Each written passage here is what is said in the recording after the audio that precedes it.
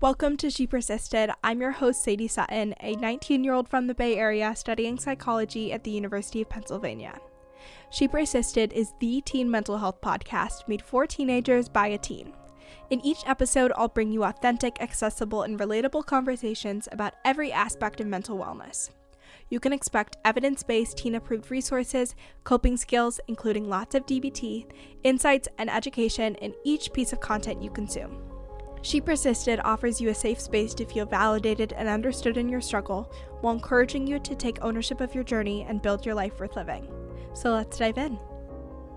This week on She Persisted, if you get a B on a test or a C on a test or whatever it is, it's probably not going to cause your entire life's trajectory to go south. And I think we have to remind ourselves of that. We can't be putting so much weight in the day-to-day, or you're constantly stressed and burnt out and overwhelmed, and it's really difficult to feel happy and okay and good and be motivated to continue when you're in that mental state. Hello, and welcome to She Persisted. I'm so excited you're here today. If this is your first episode, welcome. I'm Sadie. I am a 20-year-old at the University of Pennsylvania, which we are talking a lot about college and back to school in the new year in this episode. So more on that in a minute. But today is going to be a little bit of like a sit down, catch up, very casual episode. We're going to talk about back to school advice, all things Penn, and then also some other grab bag, miscellaneous rapid fire questions. Full disclaimer, I already recorded this. It took me like an hour and 20 minutes. It didn't record, so we're doing great. Round 2, I already know what I'm going to say, so hopefully it'll be very eloquent and straightforward. But before we dive in, I do want to say that I always put up question boxes on Instagram at @ShePersistedPodcast. So if you want to make sure you're aware the next time I'm doing a Q&A, make sure to follow on there so you know when I'm doing one and you can submit your questions. You can also always do them on my website. There's like a little link to ask questions, or you can email them to me. So let's dive into the questions. When I was thinking about what I wanted to record for this month's solo episode, I do them every 3 weeks. I was like, I really want to do a junior year's goal dump. I love hearing about what goals people are setting for themselves, especially around the school year and the new year. And I've done goal stump episodes in the past, and I think it's a fun way to kind of just show you guys how I'm still working on my mental health, even in recovery. There's this idea in DBT that when you are in stage 3 or 4, you are stable with your mental health and you're able to regulate your emotions, you've built an everyday life and you're solving everyday problems. And I think these goal stump episodes are really cool because they do reflect that it's very possible to get to a place where your mental health goals and self-improvement in your life is everyday problems with everyday solutions. So my goals for this year are pretty simple. My biggest thing, and I think you'll hear this common thread throughout this episode, is consistency. Consistency with the podcast, consistency with my routine and schedule. And I'm at the point where it's like, I know what to do. It's just about doing it. And it's about setting myself up for success. Like, I know how much sleep I need to get. I know what time I need to go to bed. I know that relationships are important. I know how much I need to study. So it's now putting those things into action. I think I have a good amount of awareness around what different mechanisms or routines or skills allow me to get there. So there's been the trial and error. Now it's about implementing and being really consistent with that implementation. So junior year, that looks like schedule is a big one. I'm always trying to maintain and be really consistent with my sleep schedule and my morning and night routine. I'm trying to be really consistent this year with my physical health goals. So doing movement consistently, whether that's going to the gym or going on a walk, eating balanced and being intentional with the meals that I'm choosing for myself. I'm now at a point where I'm doing like less dining hall meals and I'm eating things that I'm making in my dorm more often. So being an adult and planning meals when I go grocery shopping. And then a lot of consistency when it comes to the podcast, creating content on social media, showing up at work. If you don't know, I do a lot of video editing and like social media type stuff in addition to the podcast as my like little side hustle type thing. And so being really consistent, showing up in that area, continuing to build mastery in video editing and web design and graphic design and all those things that I enjoy. They creatively are very interesting to me, but also from like not necessarily a career perspective, from like a work perspective though, allow me to like continue on those goals. Whatever passions you have, whether it's a sport or an instrument, or you like art, or you like coding, whatever it is, being able to continue to refine and maintain those skills, they become really marketable, which I think people don't talk about, that how marketable those skills in college are, not just for internships and opportunities after college, but as a side hustle if you do have the time to be able to monetize those. And then with the podcast, continuing to put out episodes, pitch really incredible guests, always looking to improve how I'm structuring episodes and conducting interviews, and then also being really consistent with showing up on social media to share my story and share advice in a way that's really intentional and impactful. Because it's a skill. It's not just like talking and everyone's going to hear your story and it's going to resonate and have a big reach. And it's not just going to help people, and you're not just waving a magic wand and then all these people are like, that was so helpful, thank you for teaching this random skill. It's about telling it in the right way and using social media and podcasting and all these different platforms in a way that help you do that. So those are my main goals this year. I also tend to approach the new year and the school years with different intentions with regard to what skills I'm using. This last year, I believe when I did 2023 goals, I was talking a lot about opposite action and radical acceptance were two skills that I was really working on throughout the year. And I think going into junior year of college, please skills is one, just really being very consistent with sleep, exercise, movement, physical health, all of those things, building mastery with the podcast, with work, and with school, and then being really mindful, like spending more time just being aware of my thoughts and emotions. And I think my default is still always to like ignore my emotions or just have my thoughts continue going. And so it's something that I have to be intentional about, to be like, okay, like what emotion is coming up there? What thought am I having? Why am I feeling nervous about that? Or why is my instinct to avoid that thought pattern or whatever it is? So that's kind of what my thoughts are and where I'm at mentally for this year. The next question I got on Instagram was, how do you pursue goals while having a healthy mindset? The first time I did this recording like 2 hours ago, I gave a very long-winded answer to this question. I think it took me like 25 minutes. It was really bad. But the too long don't read version, I just learned that acronym, TLDR, is that it's about making the day-to-day very manageable and very enjoyable and preventing long-term stress and overwhelm. So when I think about the big goals that I have going on in my life right now, I have my academic goals, which is continuing to do well in school and getting experience working in a lab and doing research, and then graduating Penn, and then taking the next steps to become a clinical psychologist.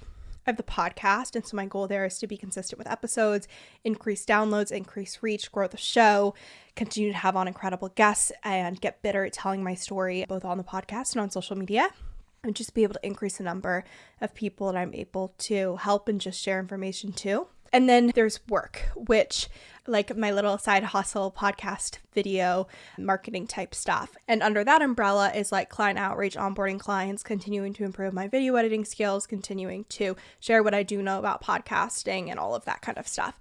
So when I think about those three goals, I could think like really long term and get really overwhelmed really, really quickly of like, for school, I need to get my name on posters and papers, and I need to find a long-term lab position after I graduate, and then I need to find where I'm going to do research for graduate school, and then after that I'm going to work in a clinical setting. And so there's a lot of next steps until I get to that point that could be really overwhelming. There's also even smaller stepping stones that are underneath that goal, like doing well on tests and getting good grades and performance and accomplishment-based things there. For the podcast, where I get overwhelmed is when I'm like, I gotta post this many TikToks, or I have to make this much content, or this much reach needs to happen on social media. And so those are the big goals there. Or I want to work with this brand or something like that. With work, it's like, I want to work with this client or be able to expand in this way or have this passive offering, like all the different ways that you can expand like the marketing agency model. And so what I do is I only focus on the day-to-day. And there are systems in place that are getting me towards those larger goals. So like I'm going to class so I can get my credits and graduate. And that's like going to keep me on trajectory for my academic goals. And I'm working in a lab, and as I continue to learn skills there, that will help my resume when I apply to whatever the next lab I'm going to work at is. And as I continue to build these relationships in the research world, there more opportunities will come to be able to be involved in posters and papers. With the podcast, if I stay consistent with recording and releasing episodes and posting about them on social media, I will continue to build my reach and impact. With work, if I'm continuing to edit videos and work with clients, I'm building my portfolio, and then I'm able to onboard more clients or be better at what I'm doing or share more about what I've learned. So the day-to-day is what is going to get you there. And as long as you have those general structures in place, you can just focus on the day-to-day and kind of let the rest take a backseat. Of course, there's larger goals. Like I know this is my second semester at the lab I'm working at, so I need to start thinking about this spring, what lab am I going to work at, and starting to like put feelers out and research. I also know like for the podcast, I have to keep coming up with ideas of guests I want to have on, or episodes and things I want to talk about, or videos to create on social media, so that content creation cycle kind of continues, but that's not something that's happening all day, every day, mentally. And so with those larger trajectories being in place, I organize myself on a day-to-day basis like this. My iCloud calendar is like where I need to be. So it's classes, it's a meeting, it's a Zoom call, it's what time I'm going to the gym if that's something that's being scheduled in. And that's like the logistics of the day. And then I have my Asana, which is how I organize like all deadlines, deliverables, and assignments. So all the readings for the semester, what dates exams are, when video edits are due, when I post the blog post for She Persisted, when I need to have the intros recorded by. And that's on Asana. And then I can really simply and easily take it day by day and be like, okay, it's Thursday night. I have one reading due tomorrow, one homework assignment that needs to be submitted. Oh, and I have that exam next week. So I want to flag that and start thinking about how I want to review for that as an example. And if you put those things in your calendar, they're no longer taking space up mentally. You do have to be consistent about checking Asana, or it doesn't serve its purpose. But I find that when I have things written down and on paper or on an organizational system, I spend no mental energy stressing about what has to get done because I have complete trust that it's there. And when I go in to check what do I have to do today, what's due tonight, I can then do it at that point. And then because I'm crazy, I also use bullet journal because I really love checking things off, and I think it's a really fun visual way to do things. I'm very creative sometimes, and it's something I did a lot during treatment was doing bullet journals instead of diary cards. I enjoy it, so I do it. And that's where I'll put like smaller daily tasks, like go to the gym or grocery shop or send that random email in addition to like these larger readings or exams or deadlines. So I find that my mindset is healthiest when I have these larger structures in place that are getting me towards my goal, and I'm just focused on what am I doing today. And I am very careful to not overcommit myself. Like I'm not in a position where I can only get everything done on my list done if I'm working for every hour of the day. Like there's a lot of wiggle room. There's still other times to study if an exam comes up, or take a break, or watch a TV show. But I also do have these small goals on a daily basis that are helping me reach those larger goals in a meaningful way. Okay. And then, like I talked about, one of my biggest goals for junior year is consistently executing on these goals or showing up and doing the things I know I need to do. I am not someone who, if I'm sitting around with 12 hours, like over the weekend or over the summer, I'm gonna like be super motivated to use those 12 hours. I work really well when it's like I have a class at 10:15 and I have a gap for 3 hours. Those 3 hours I'm going to be studying and getting all my work done and getting all the TikToks posted, or I'm waiting for my professor to come into class. I have an extra 15 minutes. I've gone through my entire inbox. Like that works really well for me when I already have to be somewhere and show up for something and I'm in the productive mindset and don't have to trick myself like mentally like you should really go to the library right now because you have that thing next week. Like if I'm already up and in the productive mental state, it's easier to do things. I think when you don't have the luxury of procrastinating, you just have to get things done. I'm a procrastinator at heart, and so my instinct is always like, I can do that later. It'll happen at another time. So when I'm already being forced to be productive, it's really easy for me to do those things. And so another way that I have trust that I'm going to be able to do those daily tasks is setting up my class schedule in a way that like almost forces me to be productive. So like scheduling morning classes most days of the week and having classes that end later in the day most days of the week, so that I know that I'm out of my dorm for most of the day. And then when I get back, it's like, okay, but if I don't go and work out now, I'm not gonna be able to work out today. And so then I'm like, okay, I'm go walk on the treadmill for a bit and then I'll come back and do more work type of thing. So that can be something helpful as well to flag, that if you're struggling with getting all those little tasks done, kind of putting them in between other things that you're already being forced to be productive about. And I do think this is like the high school experience where so many adults will be like, how did I do that in high school, where I was going from 7 a.m. to 9 p.m. and I was in class and doing a 0 period. I had a sport I was playing 5 days a week and I was studying for the SATs and writing college apps. And it's like not having that luxury to procrastinate. And high school is very stressful. High school is not my best mental state at times, but like you understand the principle where when you don't set your day up with 12 hours of free time where you hope to get 2 things done, like that for me is more challenging to motivate with than being like, okay, Monday I have class at 10:15 and then another class at 2. And so that chunk in between, I know I'm going to be able to like motivate and study and get work done. The next question is, does learning about mental illnesses and psychology bring up past experiences and emotions?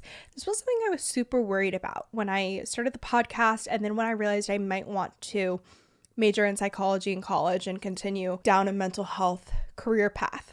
I remember like learning about depression as I was depressed and learning about anxiety as I was depressed and filling out those like little DSM criteria and like really personally identifying with those symptoms. And so it was difficult for these things to not bring up emotions. And now I'm in a position where I'll like be sitting in class, they might even mention DBT and I'm like, I love that. They're teaching DBT. This is so great. And I'm so excited that people are learning about these things. And I think a big part of that is the emotional distance. Like it's been a long time since I was actively struggling with my mental health and at that low point. So having that period to kind of like heal and recover and then talking about it more often has been helpful. I also think it's being really intentional with the kind of content you're consuming and what you're exposing yourself to, especially when you're in early recovery. I saw an article this week because someone in class mentioned something related to like Penn mental health. And I was reading this article and I was like, wow, like that's really sad. And I almost had the mental thought where I was like, I would never have let myself read this in early recovery. And I've talked about this before, but I've never watched 13 Reasons Why. It was like very trending and big right after I got out of treatment. Knowing that I had struggled with my mental health, I was like, that cannot be good for me to consume. And so you do have to have that willpower and set those boundaries for yourself. Like if you see something that's referencing what you're struggling with or glamorizes it or whatever it is, just like scrolling past and setting that boundary and going on to the next thing, at least when those emotions are still raw and fresh, can be really helpful. But the short answer is no. Of course, when someone's like, oh, depression, of course I'm like, oh my gosh, I used to struggle with that. Or like I have a whole podcast where I talk about that. But the emotions tied to it are now very different. And I think that's partially of the time that has passed and also the being very like intellectually passionate about depression and anxiety and education. I feel like a good example here is like I used to get ear infections all the time and I had tubes when I was in early middle school and elementary school. I have no interest in hosting a podcast about that or taking a class about it. That would be my worst nightmare. So it's like if you're interested in it in an intellectual way and you're really passionate about it, I think it's different than like just because you've struggled with something or gone through something, continuing to learn about it and being exposed to it. Next question is goals for the podcast this year and what can we expect? We go back to consistency. I want to be really consistent with bringing you guys new episodes every single week. Solo episodes, right now the cadence is every 2 interviews. There's a solo episode, so making sure that I'm continuing to bring lots of DBT and deep dives for you guys as well as these Q&As. I think they're really fun and I love recording them and being really consistent and showing up on social media and bringing a lot of the things I talk about on the podcast to social media in like a more visual way so you can learn about these things on TikTok or Instagram Reels or however you like to consume your content. But yeah, that's the biggest thing, continuing to reach out to really incredible, cool guests and continue to curate this resource that I think is really powerful and really incredible. And hopefully at some point like merch or downloadables, and it could be fun to do something with like a journaling template based on what I use to plan my days and also track my mental health because that's been such a constant in my journey. Yeah, that's kind of what I'm thinking right now. The next question, does being an upperclassman feel different? I did not think it would, but I honestly do feel the difference. I think freshman year, you're just orienting. You don't know where your classes are. You don't know what college is like, whether it's like what meals you're eating, what are the good dining halls, what is it like living in a dorm and having your own schedule. how do you study for an exam? How do you take notes? Like all these things are unknown. So you're just learning everything. You're really just orienting yourself to the experience. Sophomore year, it's not new, but you're still finding out what works with your study schedule and your sleep routine and your friends and all of those things.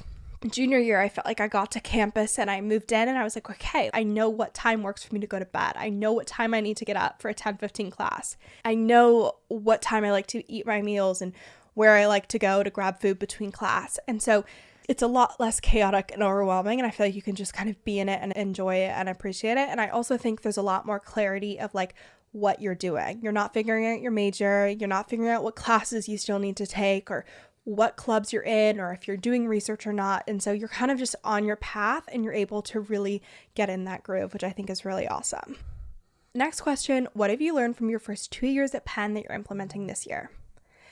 Oh my gosh, so many things. A little one is like Trader Joe's is the best. I know not everyone has a Trader Joe's near their college campus, but it is the least expensive compared to like the grocery store. Like we have an Acme near us. There's something called Heirloom Market. There's a grocery store on campus. They are so expensive compared to Trader Joe's. So we love Trader Joe's, and also just like the snacks are incredible. And then they also have a lot of really good frozen or pre-made options almost. As a college student, you probably don't have a lot of cooking resources. You don't have like a full kitchen with all of these different spices and pans and all these kinds of things. So those are really easy options. So you can still get nutrients and have a good dinner and mix it up is really great. So we love Trader Joe's. Shop at Trader Joe's if you can, or something similar. Another really big thing that I learned was the importance of spacing out my disciplines of classes. Freshman year fall semester, I took 4 classes. I took Spanish, and then I took Children's Language Acquisition, Introduction to Psychology, and Children in Media. And I felt like I was learning the same thing over and over again. I was learning about children, I was learning about the brain, I was learning about development, and I was just like, I cannot learn any more about this. I was writing essays, I was taking tests on it, I was listening to lectures constantly. And it really led me to be very mentally burnt out with regard to children's brains. This semester, just to give you like a little bit of a juxtaposition, I am taking positive psychology, ideas in mathematics, neuroscience and society, world film history, and language and thought. And so yes, my major is psychology, so there's a lot of neuroscience and psychology classes, but the way that the classes are set up, like a seminar versus a lecture, and then a more essay heavy class versus more exams, and the way that the schedule is laid out is a lot more balanced. I remember second semester freshman year, we made a lot of mistakes with my schedule. I had like 4 classes in one day, which if you're a high school student, you're like, that's nothing. And like, trust me, I know.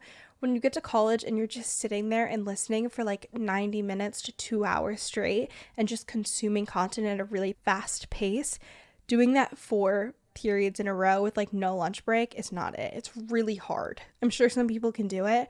I struggled with that. And so being really intentional with balancing the times of your classes and the disciplines is something I learned that is just a game changer for like not even mental health, but like your ability to show up as your best self in class. I also think a really great thing, especially as people get like more in their lane with their majors and their clubs, and if your friends are in different majors than you, being really intentional about spending time with them. You have those friends that you're texting like, do you want to get dinner tonight? Or do you want to go to the gym? I'm going right now. But for the friends that maybe you don't organically run into as often, texting them at the beginning of the week and being like, what day should we study? What day can we grab coffee? And like making those appointments almost, especially if you are someone where when you get stressed or overwhelmed, your instinct is to withdraw and you're more introverted. That's another thing that's really helpful and really effective. The last thing that I'll mention here is my daily routine. Like these are just such small things, but getting up in the morning, doing my skincare and having my coffee and breakfast before I go to class and making my bed and getting ready. And then at night, working out, or if I'm not working out that day, like showering, getting ready for bed, doing my skincare routine, reading or watching a show before bed. Just having those bookends that are really consistent and enjoyable is a game changer and something that I feel like keeps me really grounded and de-stressed throughout the semester. And I also think creating space to consume content that you enjoy is really huge. I've talked to students where they're like, oh, I don't have time to watch TV, or I haven't watched TV in like months. School is so stressful and so busy. And yes, there are days when you're like, I literally have been working all day and I'm just studying for this test, but the whole semester is not like that. And I think making time to listen to podcasts or read a book, or if you like Audible, listening to a book, watching a show you like, especially if you meet up with friends and watch a show every week. I've done that before with Survivor and Love Island and Love is Blind. That's really fun and really enjoyable and help boost your mood because you're consuming a lot of academic content. So balancing that out can be really great. Next question is tips to balance school and other projects. I feel like I have been pretty effective at this. I have school, and then I also have like school adjacent is doing research. I'm a research assistant, and I have the podcast and work. And so my biggest tip here is to add things on very slowly, and I'll like be really detailed here with how all of these commitments have come to be. So I started the podcast my junior year of high school. It was the summer before school. I was still at a therapeutic boarding school, so I had like very low expectations with regard to deliverables. Like there weren't a ton of assignments or huge exams because the academics there were very interesting. And then once I started junior year and really was like, oh my gosh, this class is so hard and things are so busy and I was taking APs, I took a step back from the podcast, and it wasn't weekly, but as much as I had time to show up and do that, I was still making time for it. And when that started, I was literally just doing audio and uploading it to Anchor. So it was like I would record the episode, I would make really minor edits. It was really bad. Please don't listen to the early episodes. And then it would go on Anchor and go to the platforms. And then very slowly, I would like, okay, when the podcast episode goes out, I'll put a graphic up on Instagram, or I'll pull an audio bite and share that, or maybe I'll do a little graphic with a quote from the episode. And then it was like, okay, I'm going to do a website, and then I'll also make each episode be a blog post on a website. And then it was like, okay, maybe I'll add video, and then I'll start sharing video on social media. And then I'll start sharing additional videos in addition to the podcast on social media that are similar in content. And then I'll start reaching out to more guests, and I'll start reaching out to like aligned brands or sponsors or whatever it is. And so it's like very slowly, every couple of weeks or every month, or even every quarter, these things were added on. It was not overnight, and that made it feel much more manageable. At this point, like complete transparency with regard to how these things work. I record the podcast, and I have an incredible team member, Sam, who's listening right now, and she edits them and she writes the description. And then I go in and I schedule it. It goes live on Captivate, and then now you're listening to it. And she adds it on YouTube, and I do the thumbnail, and then that's how that gets uploaded there. And then through Waveform, which is the podcast marketing company, an incredible girl named Nixie edits the videos, and she does all of the fun little graphics and animations you see. I add captions and then post it to social media. And so freshman year, I was doing all my podcast recording, editing, posting, and social media promo. I also had social media clients, and I was fully doing school by myself. And that was really overwhelming and not even remotely sustainable. I was so stressed out. Now it feels a lot more sustainable because there is a team and people helping in these different ways. Sam also helps with guest outreach. I send like all these people, and I'm like, can we please email them? And she emails them and asks if they'll come on the podcast. And then I have a lot of things automated with like release forms and scheduling and calendar links and Zooms and all of that. And then with Waveform, which is the podcast marketing and work, I have clients which have videos due like pretty much on a weekly basis. And so on a daily basis, I'm posting for She Persisted and maybe like 1 or 2 clients at the very most. And then I'm like in contact via text or email, but there's pretty consistent deadlines. Like this client posts every day, this client posts twice a week. And I do have a pretty clear cap of like, okay, I can take on more video editing that I can do over the weekend, but like I can maybe post for 1 to 2 additional clients per week, and that's it. So these things are not done just all by me at all, by any means whatsoever. And then also I didn't explain how this worked with Waveform, which is the podcast marketing. The way that came to be was She Persisted by myself and taught myself how to edit videos and edit audio and write show notes and do very bad graphic design at that point. Realized maybe I could help someone else with this on their podcast and became a production assistant. And so I was writing show notes and doing their blog posts and doing edits for that show. And then started to take on social media clients. And then after I was taking on a good number of social media clients, there was kind of the awareness of, okay, like I could structure this more as an agency offering and onboard clients and oversee other people also managing accounts. And that also meant that She Persisted no longer had to be done by me, and there was more budget for that to be possible. So that's kind of how all of that works. But these things were added on very slowly over years. Like the podcast has been going on for 4 years. I've been doing social media management for at least 2 now, and so these things were very slowly titrated. The last questions are going to be rapid fire, some fun and miscellaneous ones. The first one is, what TV shows are you watching? So I just watched the Love is Blind, like 1 year later episodes. Public service announcement that there are like 3 episodes that just got released from a year after the season. And so I watched those. There's a new season also coming out in September, so I will be tuning in. You will be hearing about that on Instagram stories. It's so fascinating. Love is Blind is probably one of the only reality shows that I truly am like committed and watching every season, but so much drama. I love it. I also have The Bear on my list. I have heard so many people speak so highly about that, and I really want to watch that. So that'll be my next like serious watch. I kind of break things up into like, I have things I watch in the background, like Modern Family or Family Guy or The Office, things like that are very just like cheesy, funny, you don't pay a ton of attention to. Then things like Succession or Suits. Suits is also on my list. Those I like want to pay attention to and watch, and we'll watch like 2 episodes a week at a time. I'm also watching Young Sheldon because a new season just came out. So that's kind of all my television interests at the moment. Next question is dorm room recommendations. Trader Joe's, number 1. We love Trader Joe's. I'm just going to do like a bunch of rapid fire random ones that come to mind. Ice cube trays, if you like iced coffee or ice water, game changer. Little water bottle cleaning tablets, because you definitely don't have a dishwasher in your dorm room. The over-the-door hangers for robes and towels. If you're watching this on YouTube, you can see that in the background. I have this really bright vanity mirror, and it's incredible because it like literally lights up the room, but also you probably don't have a great mirror for like skincare and makeup, so that I highly recommend. All these are going to be in the show notes, by the way. I just got skincare shelves, so like those clear shelves you've probably seen all over TikTok and Pinterest. I post them on Instagram, but I hung them with command hooks so I didn't have to drill into the wall, and they're so cute. I am obsessed. And then if you are struggling with storage in your dorm room, IKEA carts. Perfect for kitchen stuff, perfect for if you just do not have any more drawer space, but you do have some items like cleaning stuff or your shower caddy. Highly recommend little IKEA carts. They're like $30 for the whole cart. It's literally the most insane thing, and I love. Last rapid fire question before we wrap this up is, what food is always in your dorm? We're really food heavy today. Trader Joe's chicken soup dumplings are so good. I really like the Premier Protein coffee shakes. It tastes like a cup of coffee, but it has 30 grams of protein. So on the days I'm like literally running out of the door, but I cannot go to class without breakfast because I love breakfast, I'll take one of those and I will feel full until I have like a snack or lunch right after class. So highly recommend those. I've also been doing the Trader Joe's protein oatmeal. It's like cinnamon flavored. I do it in the microwave, and I had frozen berries, and it's top-notch, incredible college breakfast. Any adults listening to this are like, this is not the stage of life I'm in. These are not helpful recommendations, but for the high school and college students, hopefully this is helpful. And I always love Reese's peanut butter cups in the fridge, constantly a staple in my dorm. Thank you for listening to this week's episode. I kept it much more concise this time. I'm very proud of myself. I really hope this was helpful. If you are headed back to school and just starting up, you got this. I'm so proud of you. And I hope this was helpful in balancing your goals, transitioning to college, all of the things. So I'll see you next week, and have a great rest of your week. Thank you so much for listening to this week's episode of She Persisted. If you enjoyed, make sure to share with a friend or family member. It really helps out the podcast.